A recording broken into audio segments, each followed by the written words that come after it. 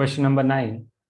Three blocks of masses m1, m2 and m3 are connected as shown in figure. तो देखो यहाँ पे तीन ब्लॉक्स हैं. This is block of mass m1, this is block of mass m2 and this is block of mass m3. Okay. सारे surfaces क्या हैं? Smooth है. Okay. All the surfaces are frictionless. The string and pulleys are light. Light बोले तो massless हैं. Correct. We have to find acceleration of block of mass m1. ये जो block देख रहे हो ना, जिसका मास कितना है m1, इसका एक्सेलरेशन हम लोगों को फाइंड करना है. ओके. तो सबसे पहले हम लोग लिखेंगे कंस्ट्रेंट रिलेशन. देखो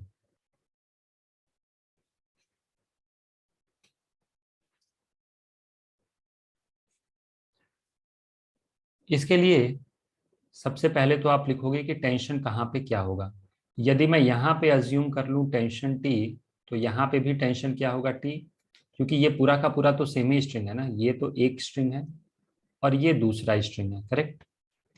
ये स्ट्रिंग ऐसे दिखाना चाहिए, ऐसे जाके ऐसे आ रहा है. ओके.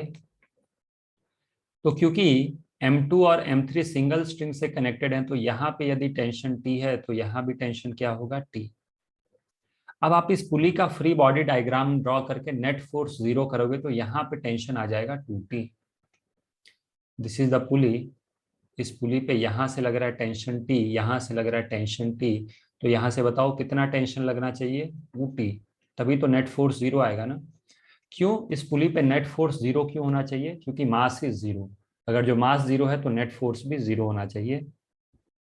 पिछले क्वेश्चंस में भी मैंने ये बताया. ओके. तो यहां पे कितना टेंशन होगा? ये भी टेंशन हो जाएगा 2T के equal. Correct.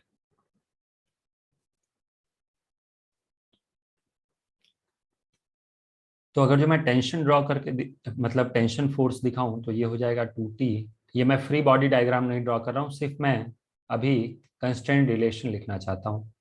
So this is tension T, this is tension T. Correct.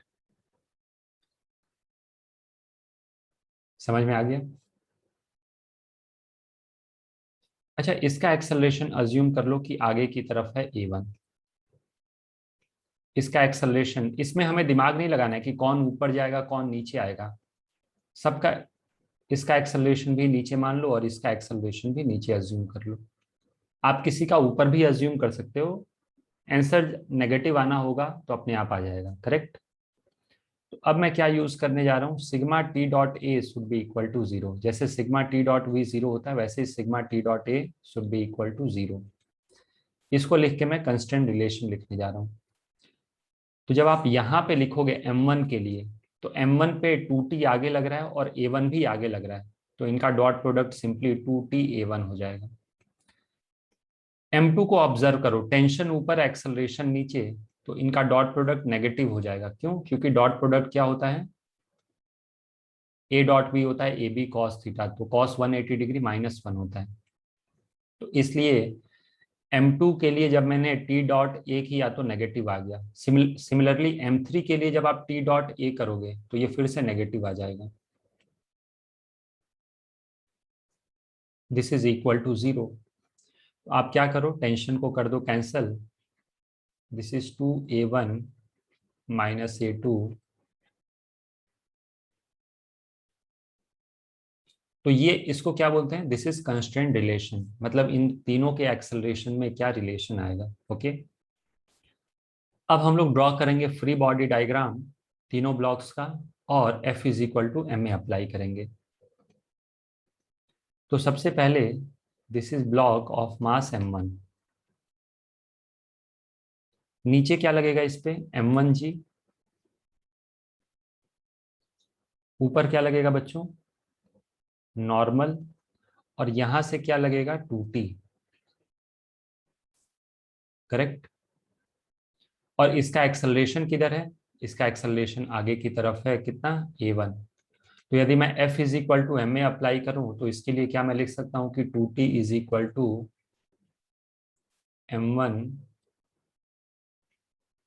ये आ गया दूसरा इक्वेशन. करेक्ट. समझ में आ गया? तो आप यहाँ पे ऐसे लिख सकते हो। आप चाहो तो अलग से एक एक्सेलरेशन डायग्राम ड्रॉ करो सबके लिए, जिसमें आप एक्सेलरेशन रिप्रेजेंट करो। ये फोर्सेस एक दूसरे को बैलेंस कर रहे हैं और इसका एक्सेलरेशन आगे की तरफ है कितना, a1। ओके, अब आते हैं हम लोग नेक्स्ट ब्लॉक पे। This is block of mass m2 और एक और ब्लॉक है जिसका मास है m3। This is m2 and this is m3। इसका फ्री बॉडी डायग्राम ड्रॉ करूं तो नीचे लगेगा m2g और ऊपर क्या लगेगा, टेंशन T। यहां पे क्या लगेगा, m3g और ऊपर क्या लगेगा, टेंशन T। करेक्ट। इसका एक्सेलरेशन नीचे की तरफ क्या होगा, a2 और इसका एक्सेलरेशन नीचे की तरफ क्या होगा, a3। अब दोनों के लिए F is equal to M में अप्लाई कर दो, तो इसके लिए हो जाएगा m2g,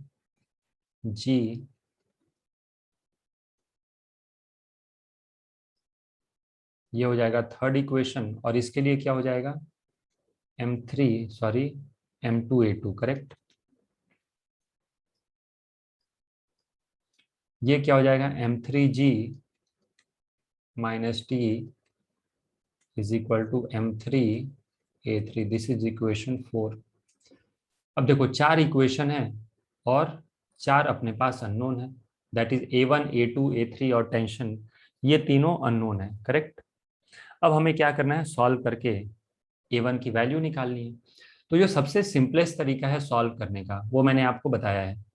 क्या, a1 a2 a3 निकाल के इस इक्वेशन में रख लो और टेंशन निकाल लो। समझ में आ गई मेरी बात। तो a1 क्या हो जाएगा, 2t/m1। देखो 2t क्या था, m1 a1। This implies a1 कितना हो जाएगा, तो व्हाट इज 2a1, क्या मैं ऐसे लिख सकता हूं कि this is 40/m1। Yes. Similarly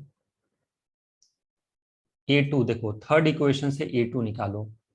जब आप थर्ड इक्वेशन से a2 निकालोगे ना, तो a2 will be equal to, m2 से m2 कैंसिल हो जाएगा, मैं लिख दूं क्या एक स्टेप, m2g,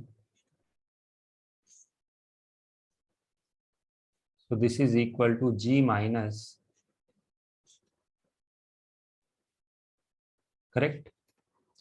सिमिलरली a3 क्या हो जाएगा, m3g, so this is g,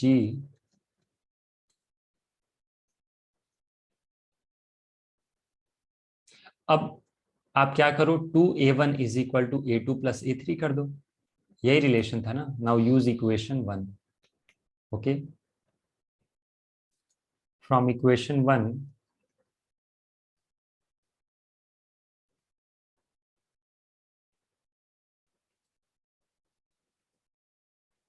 2a1 minus a2 minus a3 is equal to 0.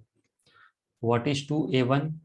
2a1 is 40/m1, 40/m1 minus a2 करोगे तो माइनस g प्लस t/m2 हो जाएगा। मैं पूरा लिख दूं क्या, g minus t/m2 minus g minus,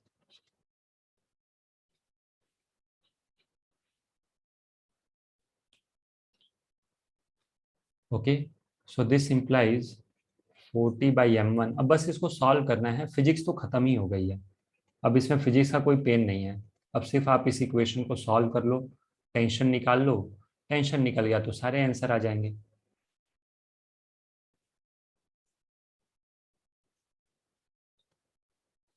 this implies t 4/m1 plus 1/m2 plus 1/m3 is equal to g। Okay, तो यहां से टेंशन आ गया, देखो कितना सिमेट्रिक फॉर्म में आ रहा है answer. G is equal to 4/m1 plus 1/m2 plus 1/m3। तो अब अपने को क्या करना था, we have to find A1। तो A1 क्या हो जाएगा यहाँ से, 2t/m1। From equation 2 2t is equal to m1 A1। तो A1 क्या हो जाएगा, 2/m1 इंटू टी। तो टेंशन तो ऑलरेडी आ गया है, बस आप क्या करो, 2/m1 मल्टीप्लाई कर दो इसमें। Okay, so this is 2/m1 into T क्या है, क्या सीधा ये वैल्यू कॉपी कर दें क्या हम लोग?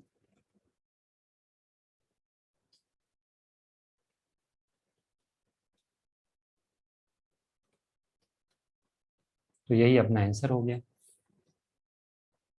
अब आप इसको बहुत ही अनेक प्रकार से रीअरेंज कर सकते हो। जैसे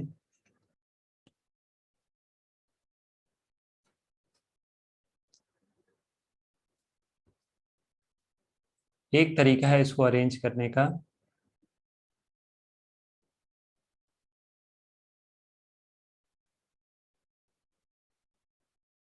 टू जी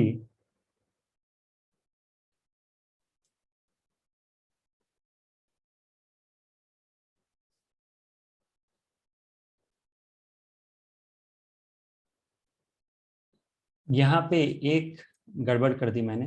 ये जो जी और जी है ना, ये राइट साइड में जाके ये 2g हो जाएगा। ओके, तो टेंशन 2g ये अब वैल्यू आएगी, करेक्ट। तो यहाँ पे टेंशन की वैल्यू सही से लिखना है, दिस इज टेंशन। ओके, तो अब मैं इसको जब रीअरेंज करूंगा तो ये क्या हो जाएगा, this is 4g upon m1 into 4/m1 plus 1/4/m1 plus 1/m2 plus 1/m3। Correct, समझ में आ गया? अच्छा, अगर जो आप m1 से मल्टीप्लाई भी करना चाहोगे तो ये ऐसे आ जाएगा, this is 4g upon 4 plus m1/m2। Okay, ऐसा लिख सकते हैं क्या? या फिर आप m1 को बाहर लिख लो, इसी तरीके से आंसर को रीअरेंज किया गया है। नहीं,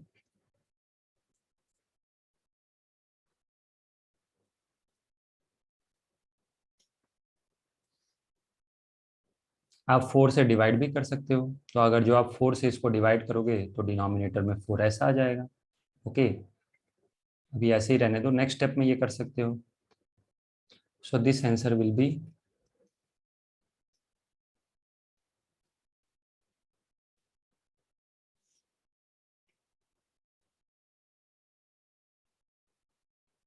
अपॉन 1 प्लस, ये कितना हो जाएगा, m1/4 1/m2 plus 1/m3। Okay, अच्छा, इसी आंसर को मैं एक और तरीके से रीअरेंज करना चाहता हूं। आपको देखना है क्या समझ में आ रहा है। इसको मैं ऐसे लिख लेता हूँ, 1 प्लस, यहाँ पे देखो,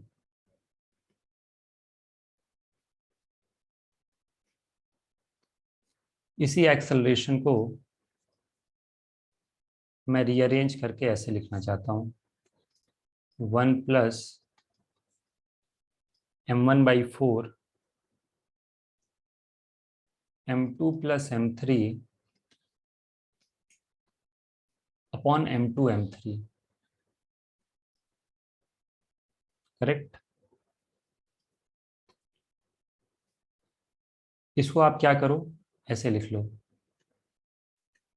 ऊपर नीचे m2 m3 upon m2 plus m3 से मल्टीप्लाई कर दो। ओके,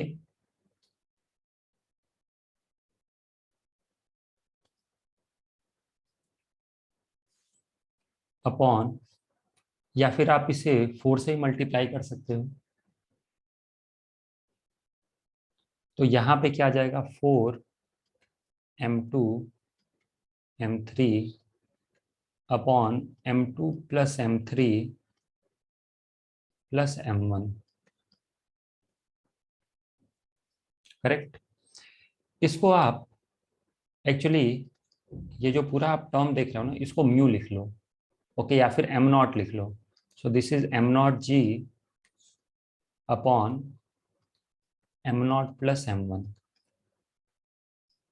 ये आ गया acceleration. Okay, therefore A not is equal to, या फिर A is equal to M not g upon M not plus m1। Correct. तो देखो बच्चों, यदि हमारे पास एक ब्लॉक है, सपोज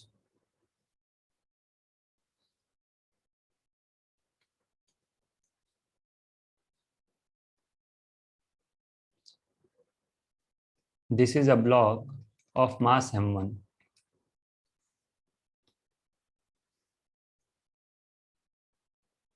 ओके,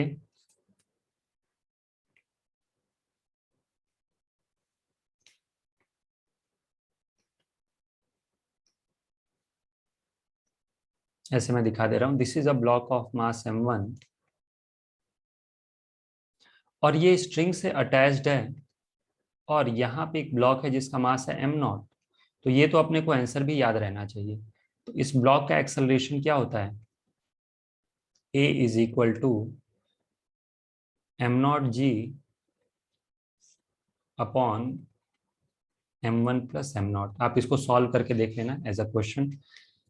इसका मतलब इस प्रॉब्लम में यदि मुझे इन दोनों ब्लॉक्स को रिप्लेस करना है, तो क्या करूंगा मैं, इस पूरे सिस्टम को हटा के एक सिंगल ब्लॉक लगा सकता हूं। करेक्ट। इस सिंगल ब्लॉक का एक्सेलरेशन, सॉरी, इस सिंगल ब्लॉक का मास क्या हो जाएगा, एम नॉट के इक्वल, जो कि कितना होगा, 4m2m3 upon m2 plus m3। तो ये एक याद रखने का मैंने आपको तरीका बता दिया कि ऐसे याद रख सकते हो, लेकिन हमें हमेशा फंडामेंटल पे ही फोकस करना है। Okay, next question number 10। A particle slides down a smooth inclined plane of elevation theta।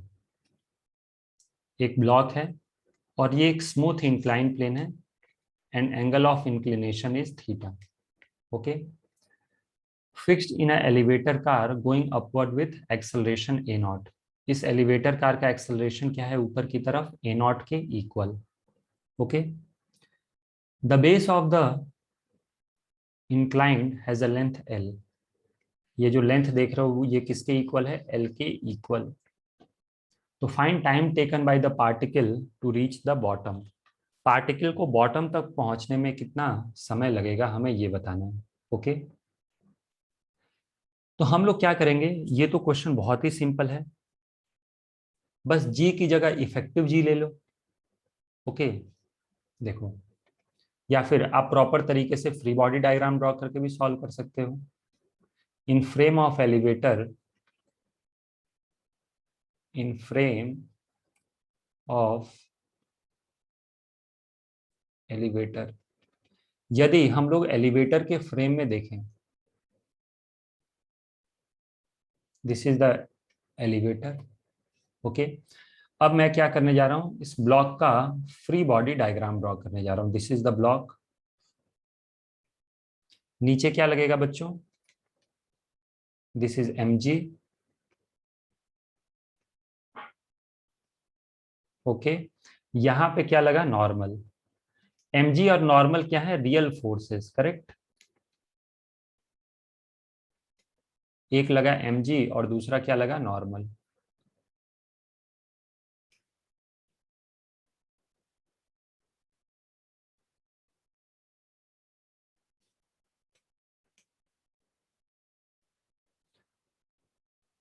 M G और नॉर्मल को क्या बोलते हैं, दीज आर रियल फोर्सेस।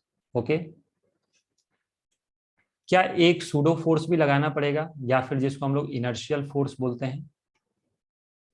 ये लगा दिया मैंने एक नॉर्मल फोर्स N और ये लगा दिया एक फोर्स mg प्लस, क्योंकि एलिवेटर ऊपर की तरफ एक्सेलरेटेड है तो हम लोग क्या करेंगे, नीचे के डायरेक्शन में एक सूडो फोर्स लगाएंगे। क्यों? क्योंकि हम लोग सॉल्व कर रहे हैं एलिवेटर के फ्रेम में। तो एक सूडो फोर्स, ये क्या है, दिस इज सूडो फोर्स और इनर्शियल फोर्स। इसका नाम होता है सूडो फोर्स या फिर इनर्शियल फोर्स। ओके, नीचे की तरफ क्यों लगा? क्योंकि जो फ्रेम है उसका एक्सेलरेशन ऊपर की तरफ है। करेक्ट। नाउ मुझे पता है कि यदि ये एंगल थीटा है तो this angle is also theta. तो एम जी प्लस ए का हम लोग दो कंपोनेंट लेंगे। ओके,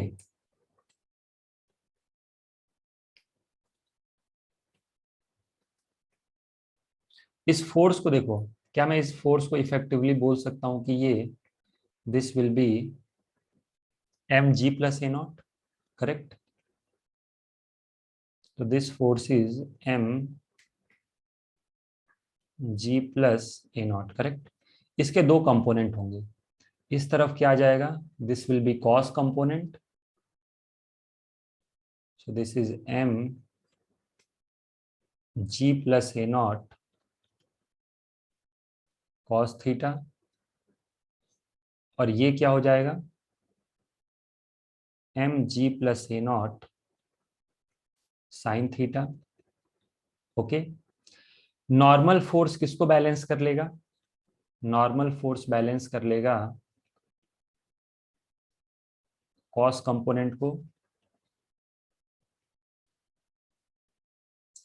और M ji plus A not sine theta की वजह से क्या होगा बच्चों, ये नीचे की तरफ एक्सेलरेट करेगा।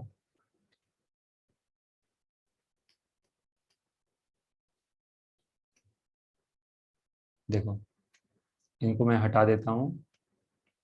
तो नॉर्मल ने क्या किया, नॉर्मल ने इसको बैलेंस कर लिया। Normal force is balanced by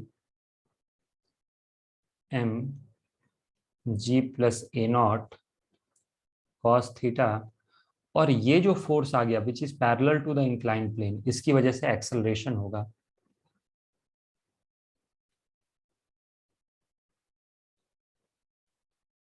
correct. कितना एक्सेलरेशन होगा?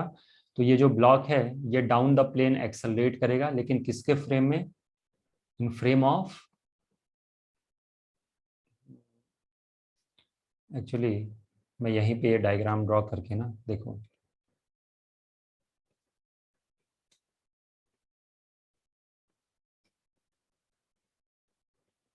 करेक्ट, मैं यहीं पे आपको एक्सेलरेशन दिखाता हूं। तो ये जो मैं एक्सेलरेशन लिखने जा रहा हूँ ना बच्चों, this is in frame of elevator itself, क्योंकि पूरा का पूरा क्वेश्चन हम लोग एलिवेटर के फ्रेम में सॉल्व कर रहे हैं। तो ये हो गया फ्री बॉडी डायग्राम और ये हो गया acceleration diagram. So what is net force down the plane? This is mg sin theta. This will be equal to mass into acceleration. Correct? तो मैंने F is equal to M A लगा दिया, किसके frame में? Elevator के frame में। पूरा का पूरा क्वेश्चन ही हम लोग एलिवेटर के फ्रेम में सॉल्व कर रहे हैं। एक्सेलरेशन क्या हो गया, g plus A not sine theta. Correct. अब मुझे ये बताओ कि ये कितना इसका डिस्प्लेसमेंट हो रहा है। What is displacement of the block? तो क्या ब्लॉक यहां से यहां तक आ रहा है? देखो, this is the displacement vector.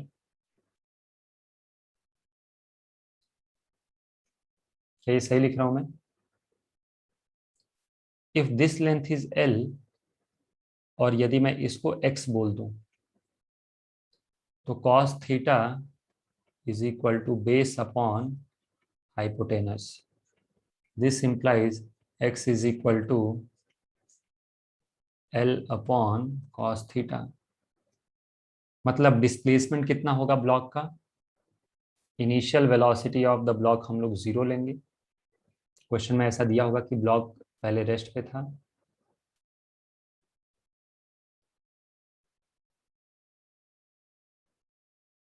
Okay, वैसा मेंशन नहीं किया है, लेकिन हम लोग अज्यूम करेंगे कि जो पार्टिकल है ना या जो ब्लॉक है वो पहले यहाँ था, यहां से ये स्लाइड करना शुरू करता है और फिर नीचे आता है, करेक्ट।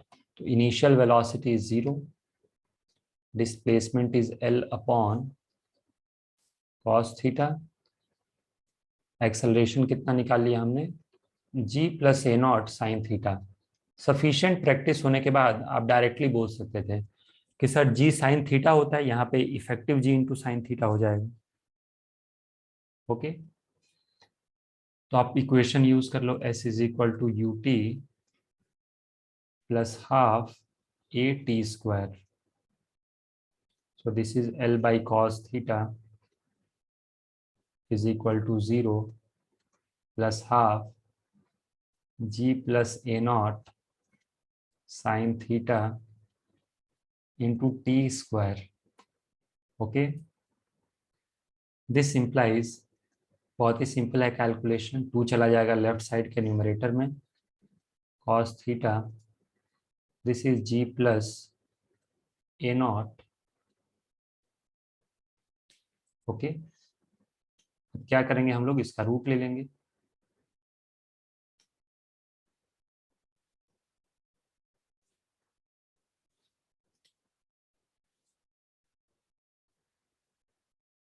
तो ये अपना आंसर आ जाएगा।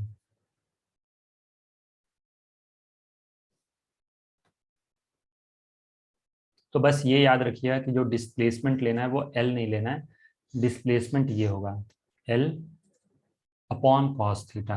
ओके,